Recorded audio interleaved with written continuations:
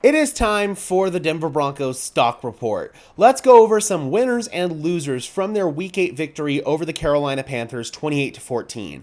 Let's just get right into it. Much like last week against the New Orleans Saints, I've got way more players in the winners category than in the losers category, but unlike last week, I've actually got a few more losers this week. So let's just get right into the winners, and the first one's got to be Bo Nix. He had his best game as a pro, 4 total touchdowns. His footwork was clean. He made second level throws. He was driving outbreakers. He was driving deep overs. He was driving his normal deep digs that he's been making pretty much the entire year. He looked awesome, Broncos country. If Bo Nix can look like that against the Baltimore Ravens, who have a sneakily bad pass defense, we're going to talk about that in a separate video, then we might seriously have to look at the Broncos as serious contenders this year for a playoff spot. Maybe even make noise in the playoffs, because I think Bo Nix has the potential to take his game to the next level this coming week. Again, the Ravens are very stout against the run, but they're not very good against the pass. We'll talk about that in a future video, but Bo Nix was awesome in this game. Let's see if he can keep it up. Courtland Sutton, I do have in the winners category, despite him having that fumble towards the end of the game at the goal line. That obviously was not good, and it left a sour taste in Sean Payton's mouth, but he still had 8 catches for 100 yards, I believe it was. He was sensational outside of that fumble, stepped up and made some big-time plays, caught most of Bo's big-time plays, especially those big digs over the middle, couple of deep overs. I thought Sutton was really, really good. Adam Troutman finally stepped up for this team. We saw him finally get the tight end production that this Broncos team has desperately been looking for. 82 yards, had the touchdown. He was absolutely awesome. So it was really good to see Adam Troutman step up in this game. Nate Adkins, he caught a touchdown as well. Got to give him some love. 2 tight ends for the Broncos really stepped up on National Tight Ends Day. Jaleel McLaughlin had a touchdown as well. I thought that he looked absolutely sensational out there. Had a couple of explosive plays. I thought that that third down play call, the sweep to him, that was an excellent play call. Get blockers out in front and let Jaleel use his speed to win, and that's exactly what he did. Devon Vele stepped up. He had a couple of nice plays, so definitely in the winners category.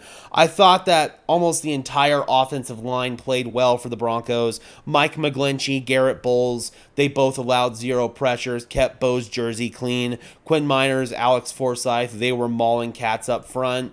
Ben Powers, spoiler alert, he's going to be in the losers category. I thought that he was kind of the weak link on the offensive line in that game, but I still thought that Powers wasn't like overall terrible, but he definitely played bad enough to warrant being in the losers category. But the offensive line really stepped up. John Franklin Myers, he had probably his best game of the season. He was absolutely awesome. He was wreaking havoc against that Panthers offensive line, giving them fits all day long, both in pass rush as well as the run game. Zach Allen continues his dominating stretch. I think Zach Allen has a serious case to win the Broncos Defensive MVP award because he is absolutely incredible. But giving him a run for his money there in that category is definitely going to be Nick Bonito. Bonito with a sack in 6 straight games now. He is looking awesome, and he drew a couple of holding calls in that game as well. Nick Bonito is really starting to make himself a household name here on this Broncos defensive line. The national media better take notice because Nick Bonito is playing some awesome football, as is Jonathan Cooper, who is right behind him with 5.5 sacks on the season. He had a sack in this game, looked really awesome. Jonah Ellis continues to be a really good piece as a rotational edge rusher.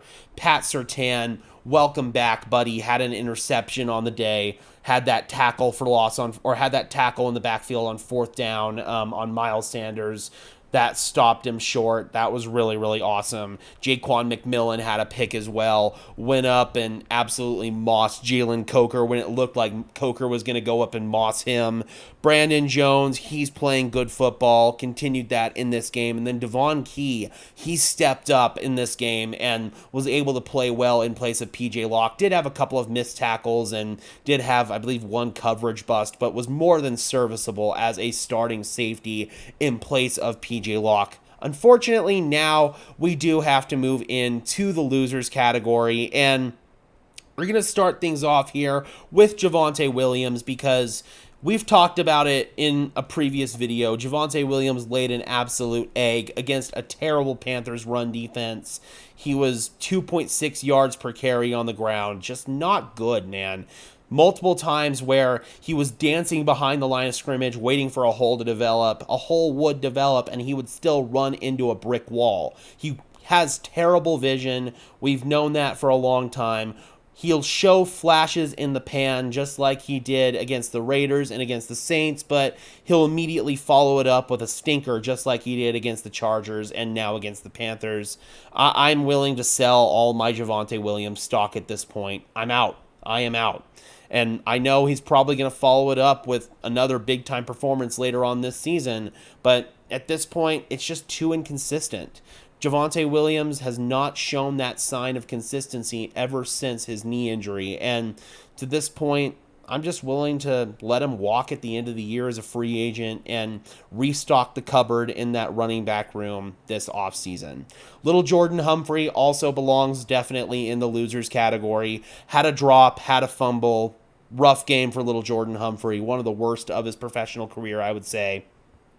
Marvin Mims continues to show why he's not seeing much playing time in this offense. Had that play towards the end of the first half where he wasn't even looking for the ball. In fairness to him, he probably would have had to have scored on that play, and he probably wasn't going to, but he wasn't even tracking the ball in that situation. Marvin Mims continues to show mental errors and mental blunders that just are going to keep him off the field. Troy Franklin, it's kind of a similar situation where he had that drop, and that could have easily been a walk-in touchdown with Troy Franklin's speed. Bo put it right on him, and it goes right through Franklin's hands. That's something that the Broncos cannot live with, and I want to see A.T. Perry at this point because Franklin and Mims have not stepped up. They both definitely belong in the losers category. Lucas Kroll, he did have 2 catches for 18 yards, I believe it was, but his blocking is putrid, and that's the main reason why I have him in the losers category, because his blocking is god-awful. Ben Powers, we already talked about him. He didn't have a great game. He blew a couple of blocks in the run game. He gave up a pressure or two. I didn't think it was a great game overall from Ben Powers. Finally, we've got Riley Moss in the losers category. The Panthers picked on him quite a bit, and he gave up a couple of receptions in man coverage. We've kind of seen a little bit of a steady decline from Riley Moss. I will say that. I'm hoping that he's going to be able to step up. It's going to be a tough test against Baltimore and Kansas City with the weapons that those teams have, but it's going to be definitely some time for Riley Moss here to hopefully get better, because he's going to have to. This has not been a good couple of weeks for Riley Moss. He gave up several receptions, just not great. All right, Broncos country, let me know, did I miss anybody in either the winners or the losers category? I think I covered pretty much all bases here, but let me know if I missed somebody. Drop those comments down below. I would love to hear from you as always. Be sure to leave a like on this video, as well as subscribe and ring the bell so these videos appear in your notification feed. I would really appreciate it, guys. Those are both free and easy ways to show your support. Helps tell YouTube's algorithm to push us out, and it helps us get seen by more and more members of Broncos country just like you and me. And until next time, guys, I'm your host, Gage Madrid, saying peace out.